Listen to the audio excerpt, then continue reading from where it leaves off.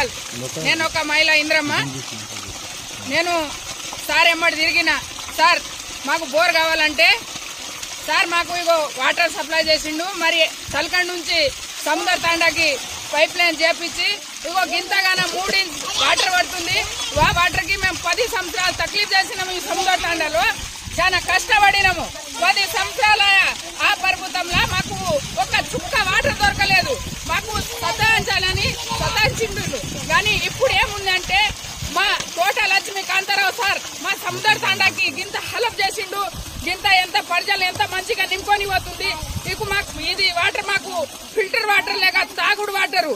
ఈ bore water తాగాలంటే మాకు చాలా అమృత్ దొరికినట్లు ఉంది. మాకు చాలా ధన్యవాదాలు. అందరికీ హాయ్, నేను మీ నిర్పమ్ని. Please subscribe to KV9 news.